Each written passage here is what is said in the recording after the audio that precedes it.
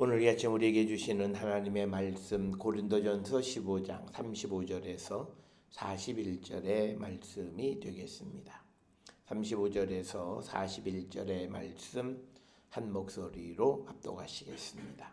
누가 묻기를 죽은 자들이 어떻게 다시 살아나며 어떠한 몸으로 오느냐 하리니 어리석은 자여 내가 뿌리는 씨가 죽지 않으면 살아나지 못하겠고 또 내가 뿌리는 것은 장래의 형체를 뿌리는 것이 아니요 다만 밀이나 다른 것의 알맹이 뿐이로되 하나님이 그 뜻대로 그에게 형체를 주시되 각 종자에게 그 형체를 주시느니라. 육체는 다 같은 육체가 아니니 하나는 사람의 육체요 하나는 짐승의 육체요 하나는 새의 육체요 하나는 물고기의 육체라.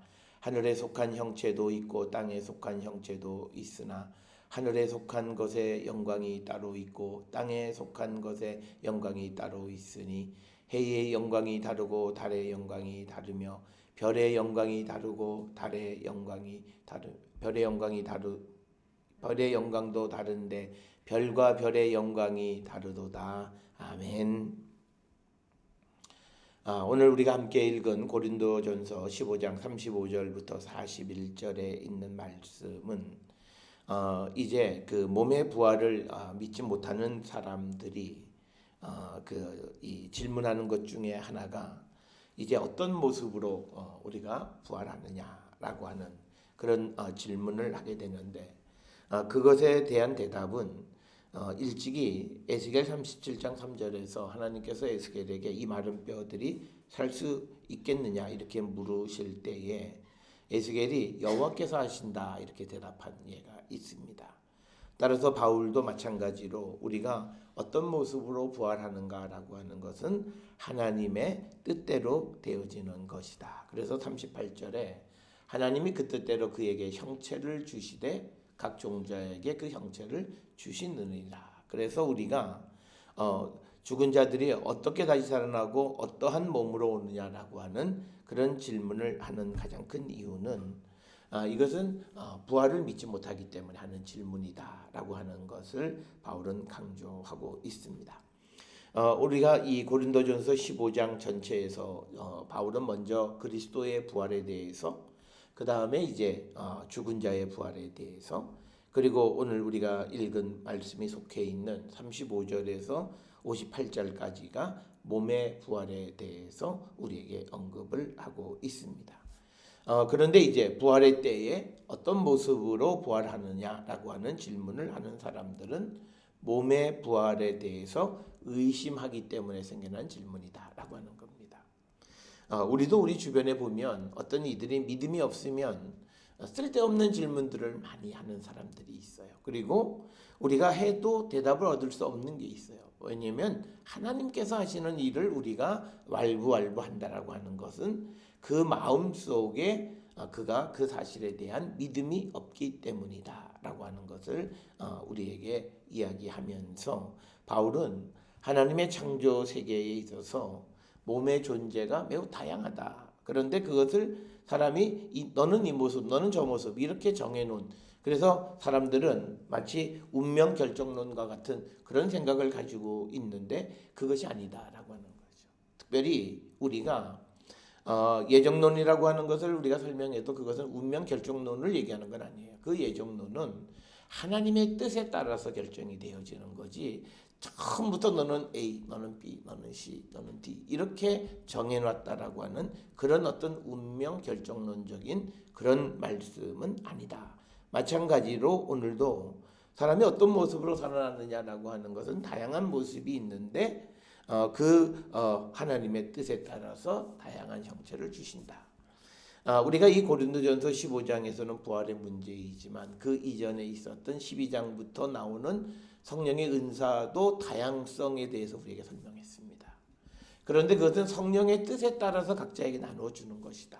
똑같은 개념입니다. 부활도 그가 어떤 모습으로 부활하느냐는 하나님의 뜻에 따라서 부활하는 것이지 우리가 왈부왈부하고 우리가 어떻게 그 부활의 모습을 정할 수가 없다라고 하는 겁니다.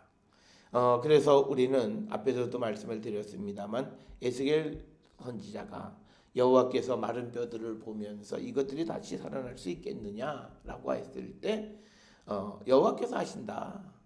그러니까 우리가 어떤 것에 사람이 하나님이 해야 되는 것을 우리 스스로 하는 것 자체가 그건 잘못된 겁니다.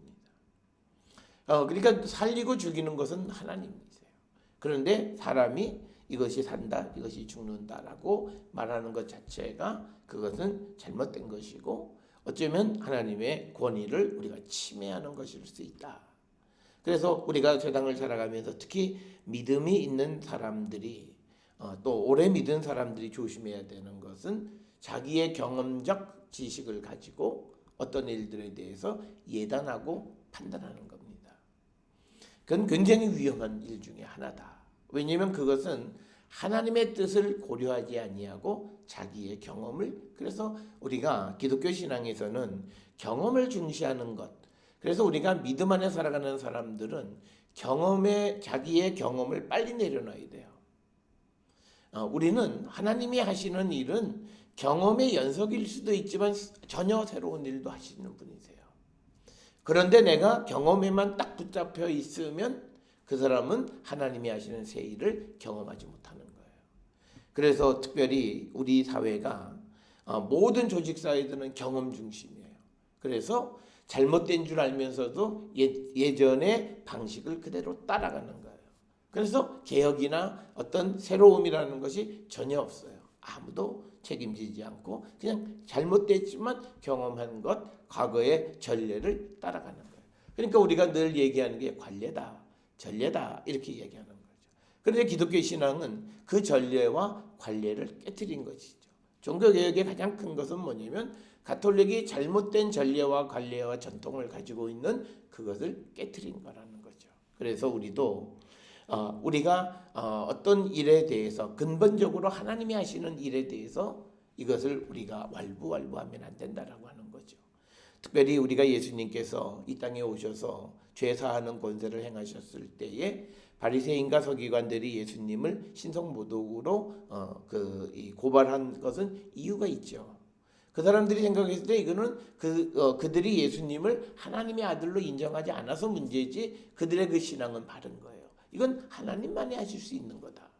그래서 오늘날 우리가 세상을 살아가면서 하나님만이 하실 수 있는 것과 그리고 청지기인 내가 할 수 있는 것을 구별해야 됩니다. 그래서 우리는 하나님이 우리에게 주시는 힘으로 우리는 무엇이든지 할 수 있는 거죠. 그래서 우리는 다 할 수 있지만 또 다 할 수 없어요. 그런데 그것을 결정하는 결정권자는 내가 아니라 하나님이세요.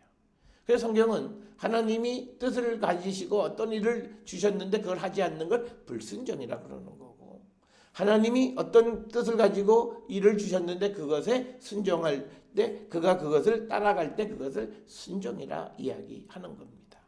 그래서 오늘 우리가 주시는 이 본문의 말씀에서도 부활할 때 그들이 어떤 모습으로 부활하는가, 그것은 전적으로 하나님의 뜻이다. 그 다음에 어떤 은사도 전적으로 성령이 그 뜻대로 우리에게 주시는 것이다. 그렇기 때문에 우리가 어떤 모습으로 부활을 하더라도 그 부활되어진 자들이 서로 내가 더 잘났다, 네가 더 잘났다 이렇게 얘기할 수 없다라고 하는 것이고, 그것은 앞에서 얘기하는 은사도 성령이 우리에게 주신 것을 우리가 어느 게 더 크고 어떤 것은 덜 귀하다 이런 이야기를 할 수 없는 것이다 라고 하는 겁니다. 그래서 더 나가서 우리가 그런 생각을 가지고 하나님께서 이 세상에 우리 사람들을 만들어 주셨어요. 이 세상을 살아가게끔. 그런데 우리가 그 속에서 사람들 사이에 차별을 가지고 살아가는 것 자체가 굉장히 하나님 앞에 잘못된 거예요. 그러니까 우리 민족이 하나님 앞에 민족적으로 우리가 회개해야 되는 건요, 사람을 소중하게 여기지 않는 겁니다. 아직도 우리의 마음속에 그런 것이 아주 뿌리 깊이 내려져 있는 그 생각을 회개하지 아니하면 우리가 막 힘써서 무슨 경제 대국이 되고 그래서 어떻게 뭐가 되는 것 같지만 항상 문턱에서 주저앉을 겁니다. 그래서 우리는 하나님께서 우리에게 허락해 주신 모든 것은 귀하게 여기고 소중하게 여기고, 하나님이 우리에게 주신 부활의 형체가 어떤 모습이든지 간에 우리는 그것을 소중하게 여기는 그런 믿음이 있어야 되는 거고, 그리고 우리가 토기로서 토기장에게 나를 이렇게 만들어 주세요, 나를 저렇게 만들어 주세요라고 할 권한이 없다라고 하는 거예요. 그러니까 우리가 이 모습 속에서 우리가 하나님 앞에 기도할 때 조심해야 되는 게 있어요. 하나님 뭘 해주세요? 그러니까 치성을 드리는 기도가 굉장히 위험한 기도가 되어질 수 있어요. 왜냐하면 하나님의 뜻에 맞추어서 우리는 움직여지고 살아가는 거예요. 내가 원하는 것을 하나님 앞에 막 그냥 무슨 치성을 드리듯이 해서 그것이 이루어지는 그런 모습이 아니라고 하는 거예요. 물론 어떤 이들은 내가 그렇게 했더니 되는 사람, 그 사람은 그 하나님의 뜻과 자기 생각이 맞을 수가 있어요. 그러니까 우리가 그걸 보고 저 사람 저렇게 했으니까 따라가도 나는 안 돼요. 그러니까 우리가 세상에 어떤 이들은 이렇게 해서 돈을 벌고 그래서 그거를 서점에 있는 책을 다 사보는 그런 멍청한 사람들이 없죠. 그건 하나님이 그에게 주신 그만의 달란트예요. 다른 사람이 그 달란트 써보세요. 아무것도 안 돼요. 그래서 우리가 성경에서 하나님이 우리에게 주신 달란트나 은사나 또는 하나님께서 우리에게 주신 사명, 그거는 그 사람이 하면 돼요. 다른 사람이 하면 안 돼요. 그러니까 모방하면 안 된다는 거예요. 그러니까 어떤 일도, 교회 행사도 어떤 교회는 하면 돼요, 어떤 교회는 하면 안 돼요. 각각 하나님이 주신 게 있는 거예요. 그래서 우리가 남을 보고 모방하고 하나님 나도 저거, 이게 아니라 하나님 우리에게 주시는 것이 무엇인가를 우리가 추구하고 그 하나님의 음성을 듣고 우리가 살아가야 되는 거고, 그건 모든 개인도 마찬가지다. 오늘 주시는 본문의 말씀에서 어떻게 살아나고 어떤 몸으로 오느냐, 이런 질문에 대한 것은 하나님이 그 뜻대로 그에게 형체를 주시되 각 종자에게 그 형체를 주신다라고 하는 겁니다. 그래서 육체가 다 같은 육체가 아니다. 그러니까 하나님이 만든 이 세상의 다양함을 우리에게 가르쳐 주는 겁니다. 그래서 어떤 형체는 40절에 보면 하늘에 속한 형체도 있고 또 어떤 형체는 땅에 속한 형체도 있다. 그래서 하늘에 속한 것은 하늘에 속한 것의 영광이 따로 있고 땅에 속한 것은 땅에 속한 것의 영광이 따로 있다라고 하는 겁니다. 그래서 우리가 오늘 주시는 이 본문의 말씀에서 첫째는 그리스도의 부활과 죽은 자의 부활뿐만 아니라 몸의 부활을 확실히 믿는 자가 되어야 된다. 그러니까 우리가 예수님이 하신 말씀에 대해서 부활에 대해서 믿지 못하는 바리새인들이 예수님에게 질문한 건 뭐예요? 어떤 형제가 있었는데 아이가 없이 죽고 그래서 형소하고 또 다시 결혼을 했는데 또 아이 없이 죽고 계속해서 7 형제. 그러면 이 여인은 부활한 다음에 어떤 모습으로 누구의 아내로 부활하느냐? 뭐 이런 질문하는 거죠. 그래서 그건 뭐냐면 믿지 않기 때문에 믿는 거예요. 질문하는 거예요. 오늘날 우리가 성경을 통해서 보면 많은 성경에 관한 질문 중에 하나는요, 믿지 못해서 질문하는 게 많아요. 그건 뭐냐면 내 논리가 이해가 안 되는 거예요. 그래서 질문하는 거예요. 그래서 우리가 성경을 읽을 때 성령 안에서 성경을 읽어야 한다라고 하는 것은 우리가 성경이 우리에게 어떤 지식을 막 가르쳐줘, 그게 아니라 성경의 말씀을 우리가 그 성경 안에서 이해할 수 있도록 그 속에 푹 빠지게 만들어요. 그래서 그 말씀의 참된 의미가 무엇인지를 우리가 알 수 있게 하는 것이다. 그래서 우리가 믿지 못하면 질문이 많아요. 믿으면 질문할 게 없잖아요. 하나님의 능력을 믿으면 물어볼 게 없잖아요. 아니 뭐 하나님의, 우리가 흔한 말로 하나님의 뜻대로 다 되겠지 뭐 라고 하는 것이 사실은 못 믿어서 하는 것이 아니라 진실된 믿음은 사실 그거예요. 그러면 우리가 어떤 것에 대해서 물어볼 이유가 없다라고 하는 겁니다. 그래서 오늘 주시는 이 본문에서 또 보면 고린도 교회 성도들 가운데 몸의 부활을 믿지 못하는 사람이 있어요. 그러니까 그들은 거꾸로 죽은 자가 다시 살아나는 죽은 자의 부활도 못 믿고, 그리고 궁극적으로 그들은 그리스도의 부활도 믿지 못하는 거예요.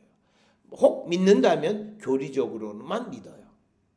그러니까 우리가 세상을 살아가는 가운데에서 우리의 삶 속에서 부활의 능력이 나타나지 않는 거예요. 그래서 우리가 어떤 어려움 속에서도 우리가 다시 부활할 수 있는, 그리고 더 중요한 것은 부활을 믿는 사람은요, 어저께도 우리가 보았던 말씀처럼 내 목숨을 바칠 수 있어요. 부활을 믿지 못하는 사람들은 항상 나를 걱정해요. 나를 생각해요. 그러니까 우리가 세상을 살아가면서 현세적인 사람이라고 하는 건 뭐냐면 지금에 있는 상황에 꽉 묶여서 아무것도 못해요. 하나님의 나라의 일 아무것도 못해요. 그들이 믿지 못하는 건 뭐냐면 내일에 내게 주시는 하나님의 은혜를 기억하지 못해요. 내일도 나에게 필요한 것을 주실 것을 우리가 깨닫지 못해요. 그러니까 우리는 항상 내일 때문에 오늘 우리가 해야 될 일들을 제대로 못하고, 오늘 우리가 세상을 살아가면서 우리가 또 많은 사람들의 마음을 아프게 하는 일들을 우리가 행하는 거예요. 그건 뭐냐면 우리가 부활의 신앙이 없기 때문에 그렇다라고 하는 거예요. 그래서 오늘 우리가 세상을 살아가는 많은 사람들이 교인들도 많고 뭐 천여만 명이 된다고는 하지만 정말 부활의 신앙 속에서 살아갈 수 있는 자, 그 부활의 신앙을 믿는 자는요, 내일을 두려워하지 않습니다. 그러니까 우리가 교회 다니면서도 항상 뭐 이런 분들이 있어요. 먹고 살기 위해서 뭐 어쩔 수는 없지만 교회 와서 보험도 팔고 무슨 뭐 종신보험, 연금보험 뭐 막 그런 거 팔면서 막, 그러니까 그게 교회의 장로면 그 사람의 믿음은 가짜예요. 자기는 그 일을 하면 안 돼요. 다른 걸 해야죠. 하나님이 지켜주시니까 그게 무슨 소용이 있어요. 사람이 종이짝지로 만들어 뭐 기업이라고 해서 큰 회사지만 그 회사가 10년 있다가 완전히 도산해버리고 없어져 버리면 어떡하려고요. 우리나라에서 한동안 2000년대 초반에 상조회사들이 우후죽순으로 생겨났어요. 거의 다 망해가지고 그 상조에 들어있던 사람들 굉장히 어려움을 겪는 일들을 봐요. 사람의 생각과 하나님의 계획은 다른 거예요. 그런데 우리가 부활의 능력을 믿고 내가 다시 살아남을 믿기 때문에 오늘을 두려움 없이 마음껏 살아가는 거예요. 여기서 말하는 마음껏은 내 육체를 위해서가 아니라 그리스도를 위해서 내가 힘껏 사는 거예요. 내일 다시 내게 새 힘을 주시고 내일 내게 다시 새로운 세상을 주시는 하나님의 능력을 믿기 때문에 내가 마음껏 살아갈 수 있는 거예요. 그러면서 기쁨을 누리는 거예요. 그건요, 뭐 돈이 많고 뭐 어떤 지위가 그런 거하고 상관이 없어요. 그의 믿음이 부활의 믿음을 가지고 있느냐라고 하는 거예요. 그러니까 사도 바울이 강조하는 게 그거잖아요. 내가 부활을 믿었기 때문에 매일같이 나는 죽는다.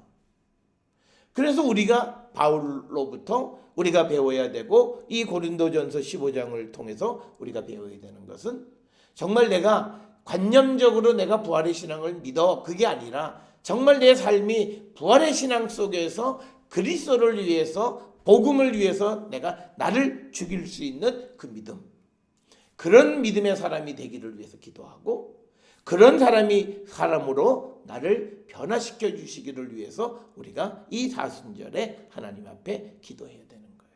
그래서 우리가 하나님의 뜻을 아주 마음껏 내가 살아가는 그런 삶을 살 수 있는 자들이 되기 위해서 우리가 기도해야 한다라고 하는 겁니다. 그래서 오늘 주시는 이 본문의 말씀에서 우리가 부활을 믿지 못하는 자들은 쓸데없는 것에 관심이 있는 거예요. 그러니까 뭐냐면 부활이 있으면 어떤 모습으로 살아나느냐는 중요하지가 않아요. 그런데 그걸 믿지 못하니까 어떻게 나오고 어떤 과정을 통해서 어떤 몸으로, 그러니까 본질적인 것보다는 외형적인 것에 관심이 많다라고 하는 겁니다. 그러면서 이제 바울은 구체적으로 그것을 설명하는데, 어리석은 자여 내가 뿌리는 씨가 죽지 않으면 살아나지 못하겠고 또 내가 뿌린 것은 장래의 형체를 뿌리는 거야. 그러니까 알 수가 없다는 거예요. 지금 내가 뭘 뿌린다고 해서 그 모습 그대로 자라는 거 아니라는 거죠. 그게 다 죽어서 다른 게 열매를 맺는다라고 하는 거죠. 그래서 내가 이 뿌리는 것은 밀이나 알맹이만 내가 뿌리는 것뿐이고 그 자라나는 모습은 전혀 다르다라고 하는 거예요. 그래서 그 모든 것은 하나님이 그 뜻대로 그에게 형체를 주시고 각 종자에게 그 형체를 주시는 것이지, 우리가 이걸 보고 이렇게 되겠다, 저걸 보고 저렇게 되겠다. 물론 뭐 지금은 우리가 과학적으로 뭐 대충 계속 경험 속에서 이게 어떻게 자라나는가를 볼 수 있지만, 그런데도요, 우리가 돌연변이처럼 자라나는 그런 과실, 이런 것들이 아직도 있어요. 과학기술이 발달되고 그렇지만 알 수 없는 것들이 있다고요. 가끔 우리가 계란을 슈퍼에서 사서 보면요, 계속 쌍난만 들어있는 것도 있어요. 이게 뭐 쌍난 계란 팔지 않는데 계속 쌍난만 들어있어요. 뭐 그런 것들. 그러니까 우리가 예측은 할 수 있지만 그 예측이 100% 맞는 건 아니에요. 그래서 우리가 살아가는 믿음이라는 그거예요.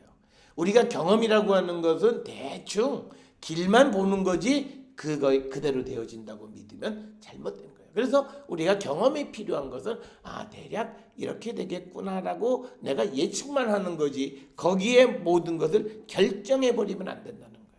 그러면 하나님이 다르게 역사하시고 다른 말씀으로 우리를 이끌어갈 때 우리가 그 소리를 듣지 못해요. 어쩌면 우리는 하나님의 음성, 하나님이 우리에게 좋은 말씀들을, 또 우리를 인도하는 말씀을 주셔도 내 자신이 내 인생의 길을 너무나 확정적으로 정해놨기 때문에 그 음성을 다 놓치고 있을 수 있어요. 그 모습을 우리가 한번 돌아보셔야 돼요. 오늘 내가 정해진 길이 있어요. 막 이것도 하고 이거 다 정해져 있어요. 그러기 때문에 그 속에 다른 음성을 우리는 그냥 스쳐 지나가고 그것을 소중하게 생각하지 못한다는 거예요. 제가 아는 분 중에는 그분은 뜬금없이 가끔 회사도 관둬요. 아니 관두는 게 아니라 회사에 그냥 월차 내고 그리고는 기도 온 거예요. 그래서 도대체 왜 회사 생활을 그렇게 우리는 예측 가능한 사람을 원해요. 저 사람은 대충 이렇게 살아. 그런데 그 사람은 예측이 불가능해요. 그러니까 회사에서도 알아요. 근데 이분은 능력은 있어요. 그러니까 뭐 어떻게 할 수는 없어요. 이 사람이 없으면 안 돼. 그러니까 그거예요. 제가 그분을 보면 자기 능력이 있어요. 그런데 어느 때 자기가 기도원을 가야 되는 마음이 있으면 출근 준비하다가 여보 오늘 기도원 갑시다. 그럼 기도원 가요. 두 부부가. 그러니까 그래서 저는 처음에 그분을 알았을 때 그러고도 어떻게 회사에서 안 잘려요? 그러니까 이분은 자르려면 자르죠. 자르면 내가 손해가 아니고 회사가 손해예요. 그 당당함을 가지고 살아가는 거예요. 그러니까 그분은요, 굉장히 바쁜 가운데에서도 자기의 영성 다 해요. 근데 그렇다고 해서 남에게 해주는 건 아니에요. 법적으로 자기가 쓸 수 있는 범위 내에서 그 모든 것을 해요. 제가 이 말씀 드리는 건 뭐냐면 우리가 세상을 살아가는 데 있어서 너무 확정져 놓으면 다른 것을 보지 못해요. 우리가 가장 이런 거예요. 누가 뭐를 한다. 그래서 예를 들어서 내가 며칠 날 우리가 정해져 있잖아요. 20일 날 결제하고 25일 날 결제하면요. 18일 날 누가 와서 좀 어렵다 그러면 절대 안 도와줘요. 우리의 모습이 그게 한계예요.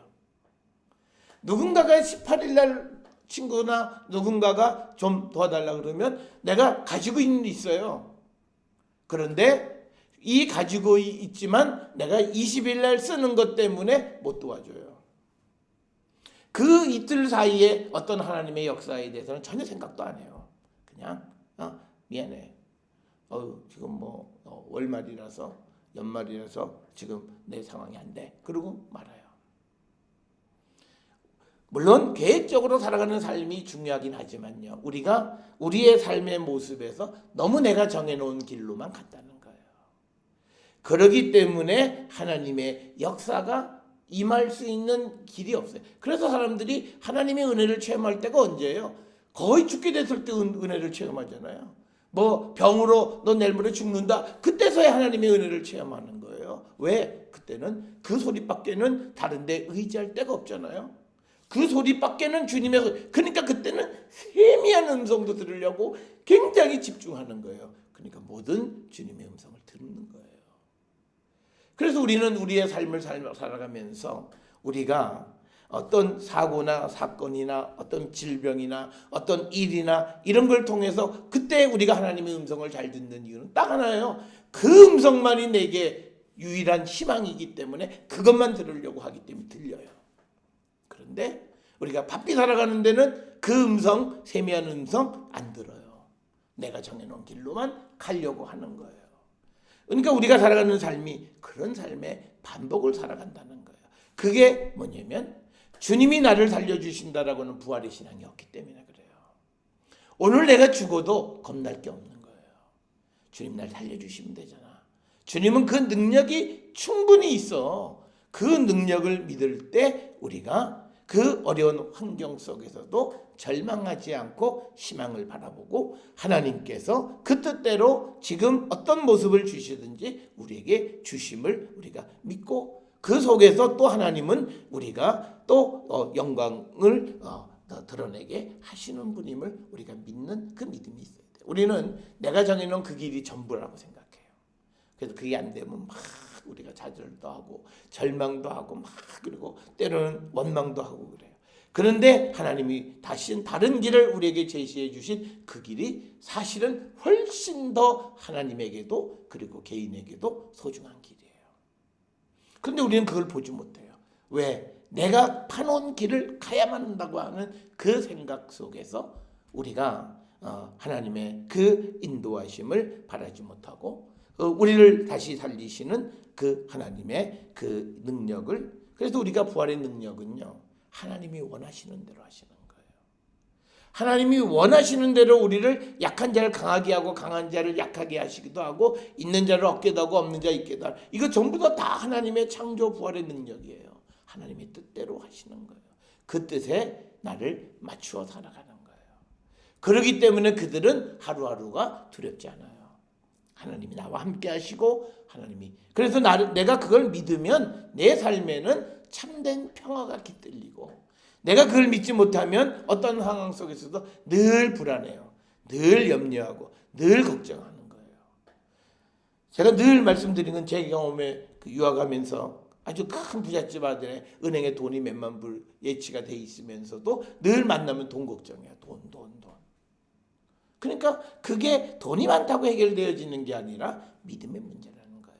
그래서 오늘 우리에게 주시는 말씀에서 우리에게 강조하는 것은 우리가 몸의 부활을 믿는 자가 되어야 우리의 삶이 참된 기쁨이고, 그리고 우리가 어떤 일로도 하나님께 영광을 돌리는 자가 되어질 수 있고, 우리가 어떤 모습으로 다시 살아나느냐, 이것은 하나님의 뜻으로, 하나님의 뜻에 의해서 우리에게 어떤 육체를 주시고, 그래서 그것을 통해서 우리가 영광을 받고 또 영광을 하나님께 돌리게 하시는 분이시다라고 하는 이 믿음을 우리가 갖고 우리가 살아가는 자들이 되어야 합니다. 따라서 오늘 주시는 이 본문의 말씀처럼 우리가 이 사순절을 보내면서 우리에게 몸의 부활, 사순절의 핵심은 부활이에요.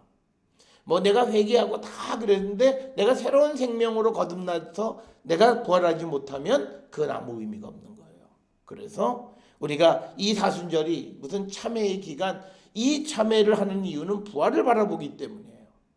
새로운 생명을 우리에게 주시는 것을 믿기 때문에 우리가 이 기간에 내가 더 다른 때보다 하나님 앞에 참회하고 또 회개하는 그런 모습입니다. 그래서 우리가 몸의 부활을 믿는 믿음, 그래서 내가 이번 이 부활절을 통해서 내 삶이 달라질 것이라는 희망을 가져야 돼요.